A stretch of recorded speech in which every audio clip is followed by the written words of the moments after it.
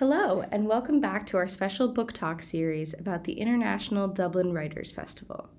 For those of you joining us for the first time, I'm Sabrina, and I'll be hosting this mini-series and giving you a sneak peek into the festival events we have lined up for September. Today, I'm so excited to introduce Paul Carroll. So welcome, and thank you so much for being here today. For our audience, Paul is one of our special guest speakers at the festival this year, and he's going to share a little bit about himself and the projects he will speak about at the festival. So, Paul, could you please tell us a little bit about yourself? Well, I've already said your name, so kind of spoiled that one. But, pronouns, where you're from, and most importantly, what your favorite book or comic series is and why. And I know that's not a fair question because when people ask me what my favorite book is, I say, don't ask me that, but I'm going to ask you anyway. So I am Paul Carroll. I'm a writer and comic creator from Dublin. Um, at the festival, I'll be giving a talk about crowdfunding creativity because that's where I kind of found my weird niche on the internet. I'm one of Ireland's highest crowdfunded comic creators in Kickstarter, um, largely because of three big comic anthologies. So that's kind of my area of expertise. But I also write prose and short stories and poetry and everything else. I don't take breaks is my thing. Because while I'm doing all this, I also chair the National Science Fiction Convention. So eventually I will take a holiday at some point, but maybe when I'm 40. Favorite book or comic series is a difficult one. I don't know if I ever have just one off the top of my head. Um, One I've been trying to get back into reading because I fell behind on the volumes is Something is Killing the Children. It's by James Tynion the Fourth, and I've forgotten the artist's name because it's been that long since I looked at the books. I think it's. I'm not going to guess because I'll say the wrong artist. But James Tynion the Fourth is the writer. It's one of Image's books, and it's effectively only kids can see monsters, and the monsters want to eat as many people as they can. And there are a few select adults who have gone through enough trauma that they can see the monsters themselves, and they try to stop everyone from dying. It's it's quite a grisly, violent series, but it's kind of it's that on balance with Department of Truth by the same writer, um, which is very conspiratorial sci-fi. So he does lots of weird stuff, and he's become one of my favorite comic writers for the past few years. So he's springing to mind at the moment. Cool. Those both sound really cool. I'm always trying to find like new comic series. I had taken a class on like comics in high school, which is years ago now. So I've kind of fallen out of comics, but I'm trying to get back into it. And I think the last one I read was I think I read Mouse, which is kind of like comic 101, but anyway. That and Watchmen, yeah. Yes. um anyway, so thanks for telling me that. And I'm really excited that you're here because like we've established, you're both an author and a comic writer, which is like so cool. And I know you've written a ton and also edited certain series. So like you've done the Black Pages, Turning Roads, the Irish folklore stories, which I really, really want to read. It's on the top of my to read list. And down below. So could you tell me a little bit about these projects? Like what was it like working on them? How'd you get into them? Where'd you draw inspiration? All that good stuff. Yeah, so the Black Pages I can start with is that's my series of novels with some short stories mixed in as well. But it's effectively the title comes from the Yellow Pages, but for the supernatural. Mhm. So the actual Black Pages themselves is like an in-universe phone book of magical businesses and small business owners. One of whom is a magical detective. So I have two kind of series protagonists, and one of them is Kurt Crane, who's a magical detective. Every time he dies, he comes back as a baby, so he's constantly having to grow up all over again. Mhm. So I every time I'm writing about him, I kind of have to remember where he is in his life and his previous two or three lifetimes because those characters are going to impact who he is now. Right. And so, some of them are still alive, including one who's can't remember how old I made him. It's been a while since I looked at his age. He's a 160 or 180-year-old necromancer who has been using necromancy to keep himself young. And he shows up in the other series as well, which is about a millennial who gets a day job as Death. So Ben Cooper is like 20 odd years old. He's an art history major out of college and working in like a convenience store. And then one day, like New Year's Day, Death shows up in the store. It's like, yes, so I've quit and you're next because his parents had a supernatural mortgage and this is the bill coming due. So it's Ben trying to navigate the world as someone who never knew about magic and trying to learn the ropes about what it means for people to die. And he falls in love with a girl who doesn't die, but she was supposed to. And he befriends this really old necromancer who's kind of antithetical to the whole thing of a Grim Reaper because he's defying all the laws of death. So I kind of have these mishmash of characters floating around. I'm currently working on the fourth book in the series, which is called State of Despair. It's set in the US and it's at an intercross of four US states. I can't remember all of them off the top of my head anymore, but Arkansas and Kansas are there. So like they form a kind of weird cross, and it's to do with the whole crossroads myth. There's demons at the middle, and the whole thing is that there's a secret state buried in the imaginary crossroads of those states, and that's called despair. And it's the only place in the US that is entirely made up of magic. So there's problems in despair, and it's one of the stories for Kurt Crane to go and try fix before despair opens up and creates an entire fissure in the middle of the United States. It's kind of end of the world scenario sort of stuff. And then the other main projects to do, so Threading Roads and Down Below, they're comic anthologies. So they were the first open call anthologies that Great Comics did. Threading Roads was the first one that came out of a tweet, which was literally me going, would it be notionally to do an Irish folk horror anthology? And this was 6 months into the pandemic. So I'd lost two jobs at the start of 2020, one because I wasn't an accountant and the other because of COVID. And they said it'd be 2 weeks and everything back to normal, and 6 months later it wasn't. So I decided to see if anyone would be interested in this. And then March the next year, when everything was still closed down, I did the Kickstarter for it. So that was 18 comic teams. I think there were 35 people in the book. And that was retelling Irish folklore fantasy. And it was my first big foray into Kickstarter. I'd done a small one before that as like trying to figure out what it was all about, but it was very much just my own writing and 3 comic artists. So this was my first time managing like a giant project. And learned a few things along the way from it. Tweaked my own little Kickstarter calculators because I'm mad about spreadsheets. So I have a whole spreadsheet on managing the finances for all these things. Love a spreadsheet. I love a spreadsheet. And then I took those lessons then and applied them to Down Below. And then learned a bit more from that experience because that really shot over our expectations. We had raised 14,500 for Turning Roads.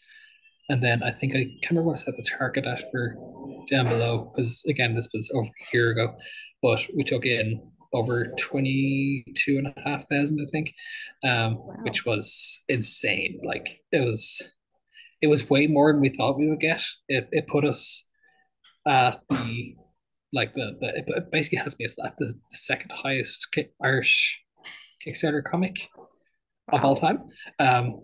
It's only behind the Hound books by Paul Bulger, which are these big hardback Irish folklore retellings to retell the story of the Ton. So there's 3 of them, and each of them are in like the 30 to 40,000 pound region. But so someone else ran them. So if you look at just the geographical thing, it looks like I'm the highest. But actually, Paul Bulger's books are the ones that took in the most. And then we followed up again this year with Fractured Realms, which is the third of the Myth trilogy that we're doing, and that one's Norse horror. So we went Irish, Greek, and Norse, jumping between different genres, reaching them as well. So one myth, one pantheon, and then one genre set, mash them together, and move on to another. So it's been an interesting experience, and it's taught me a lot about like how to actually manage a crowdfunding campaign and increasingly large numbers of people on them, because I went from 35 creators to I think 45, and now like I think I'm close to 60 for Fractured Realms. So it's just it's a lot of moving pieces, and if anyone who's ever tried to control artists and move them anywhere knows it's like herding cats, but the Yep. cats are also drunk, so it's it's it's quite difficult trying to keep track of all of them in one go. And because timelines are, you have to leave timelines movable, like we always set a deadline for them, but I always have to leave some padding at the end. So like I'll give the artist a deadline, but knowing that someone's going to turn and say I need an extension because Right. life happens. Especially now that people are back working full time.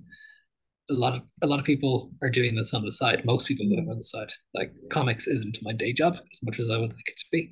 So Right. this is also stuff that I do when I finish work in the evening and when I have weekends, and that's in between conventions and everything else. Mhm. Gosh, that's it's so much. I like, and it's I've always been so impressed by the work that like, if you go on like Webtoon and you have like the people who update stuff like every week, I'm like, how are you doing this? Like this is like straight up works of art that I'm seeing in front of me from all these comic creators, like whether or not the creator does like the like image side of things or the like blocking and editing side, like I'm always so impressed, like, and then like to say like, oh, this is something that I have to do like in my free time, like I'm imagining like 24/7 around the clock working on this, but no, like everyone's under the gun. It's so impressive. Yeah, like, and a lot, like there's a lot of webtoons creators that do it all by themselves. Like they're writing, drawing, coloring, lettering, everything. Mhm. And I don't know how they do it. Like that's partially because I can't really draw, but like it's still I know how long it takes an artist to work on a page. So it's insane that some people are able to do this all by themselves and still manage to eat during the day. Oh my God. Be glued to the chair, to having to Yeah, like, eat only what you can get with your arms yeah. in like a Whatever five you foot can reach with the radius. arm you don't currently need, which is You're down to three limbs. yeah. um, wow. Okay. Yeah. It's so mind boggling. But I was wondering actually, so you're talking about how managing all of this, like between the crowdfunding and the artists like herding cats, do you feel like you've grown as both a like let me rephrase that. I guess like what was it like growing as a creator yourself and a manager at the same time? Like what was that experience like? I've had to learn to try prioritize myself more, Mm-hmm. because it was easy to brush off doing my own work when it was just me and it only impacted me, and then I could just, or I could brush off everything else and say no, I need to do my writing. But now that I'm trying to manage, like there's 24 teams in Fractured Realms, just the one that's currently ongoing. Now, Mm-hmm. one of those teams is me, the other is the other editor, but that's still 22 other teams of Right. people. And I now need to, I'm still working on figuring out how do you manage all of those people without forgetting to do your own work. Um, Mm-hmm. so, like, trying to work on my own writing while doing all of this is still the big hurdle, because the business side of managing crowdfunding is one thing, and I've gotten fairly good at that, but Right. it's then trying to manage the personal side of things, and random stuff pops up in life, like between moving jobs and everything else. Like the year has just gotten a bit wonky, so that is the big hurdle that I think a lot of people might struggle with when they start getting into crowdfunding, especially if they deal with larger projects. Mm-hmm. Even if it's not comics, like there can still be prose anthologies, which means you could be dealing with anywhere from like 8 to 2 dozen people, and trying to get everyone to meet those deadlines while doing your own work and trying to make sure the project flows and your backers are kept informed and your contributors aren't left wondering what's going on. Like it's a lot to try figure out while also taking care of yourself and continue to be creative yourself. Um, so I think that's the big thing that I'm still working on it, but it's the thing that Mm-hmm. I would encourage people who are starting to get into crowdfunding in any aspect, whether it's a Kickstarter or a Patreon, to figure out how their own time gets managed so that they don't leave out the writing time. Because it is very easy to just ignore that or to ignore the other commitments in your life when you have so much else going on. Yeah. No, it sounds like a huge balancing act. Like I can't even imagine. Like you've got all these different plates going at once. It's so much.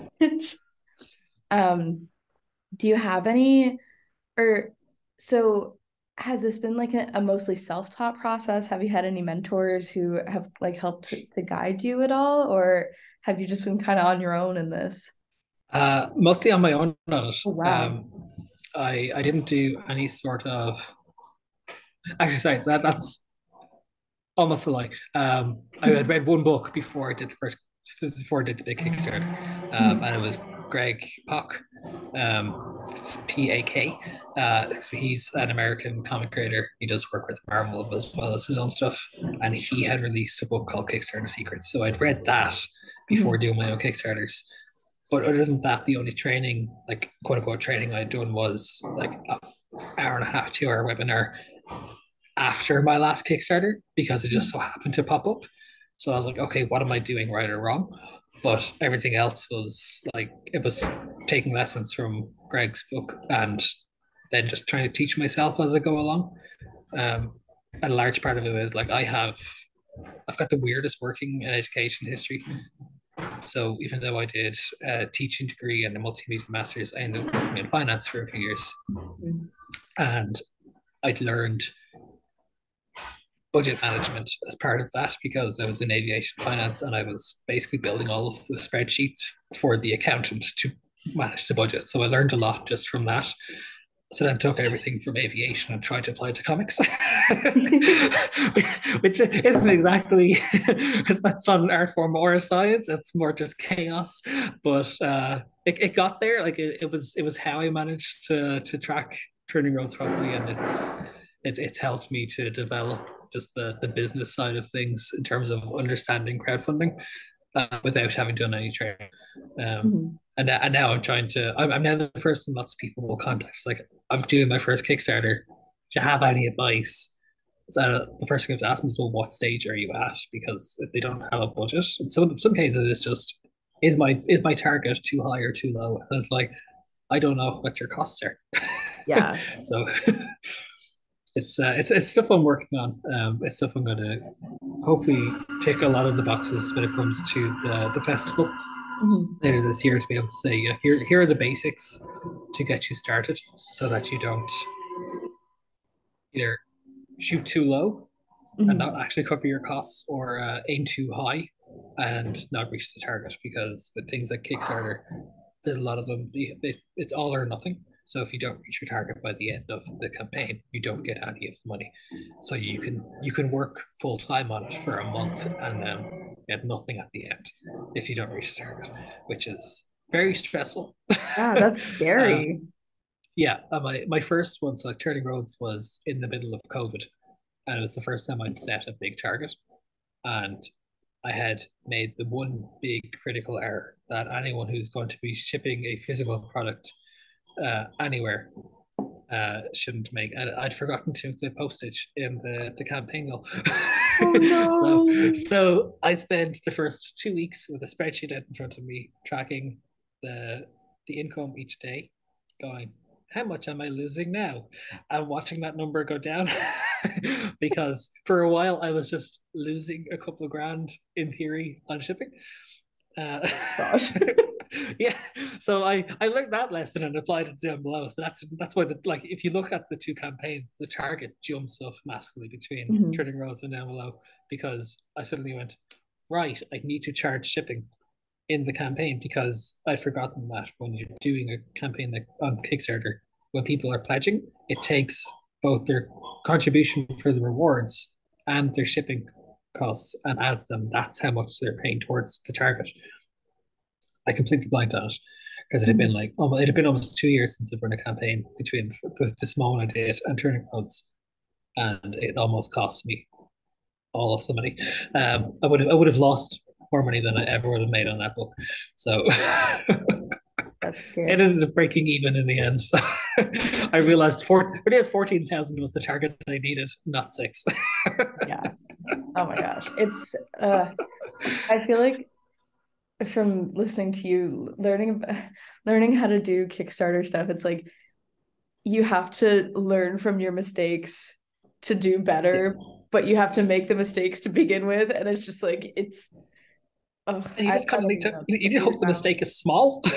Yeah. Small and hopefully avoidable while the campaign is still ongoing. Yes. Like Like fix on your feet type thing. yeah, that's what I was doing. Like I was it just meant I had to do an awful lot of marketing for the first one to try get the eyes on the project to build up the numbers. And thankfully, there was people had extra spending money because they weren't going out. So people were more willing to back Kickstarters and people were just constantly glued to their screens. So I was able to reach people more easily, especially on Twitter before it all caught fire. So I had I think I'd recorded 3 interviews in the first week for a podcast like that, which doesn't seem like a lot, but when there's not that many people actually talking about comics and nobody knew who I was really, it was it was a big deal for me. And then I think by the end I'd done maybe six, and I took over the Mother Folklore account on Twitter for a week. So I was just talking about comics for an entire week and almost entirely not promoting the book through that. So it was mostly just trying to build up noise about Irish comics, Right. and it worked. Like I made like the master tweet thread of everything Irish comics in 2021.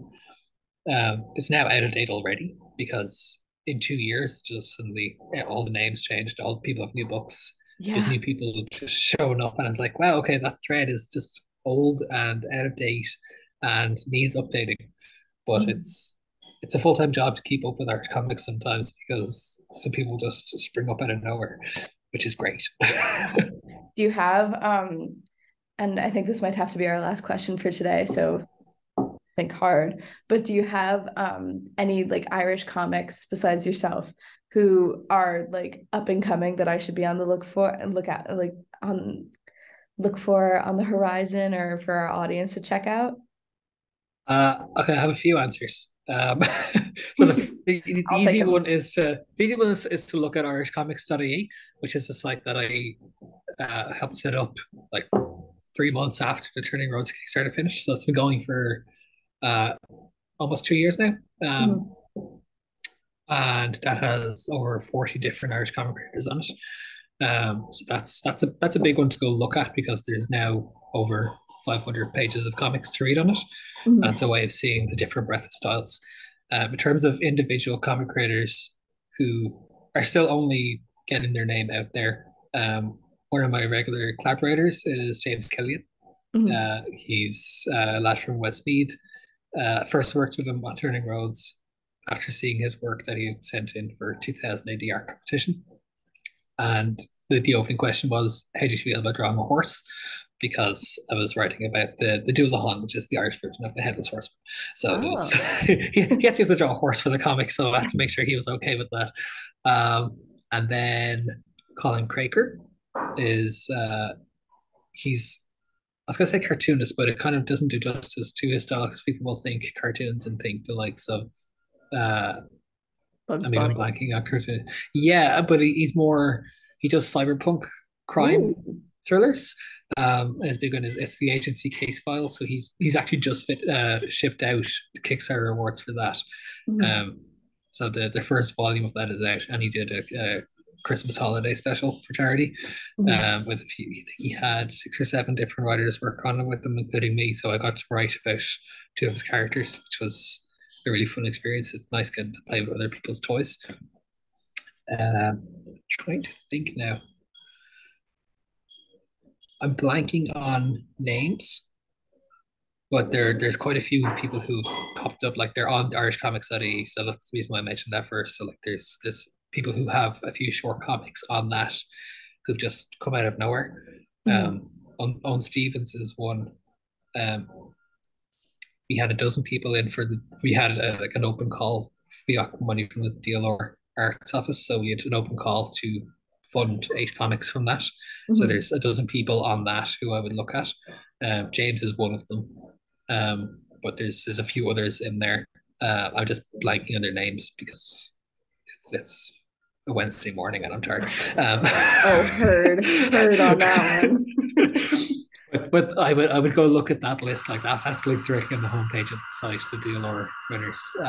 So there's 8 different comics on that, and they all have madly different styles, and they're all people who I'd love to see doing more work because they tell comics in such an interesting way.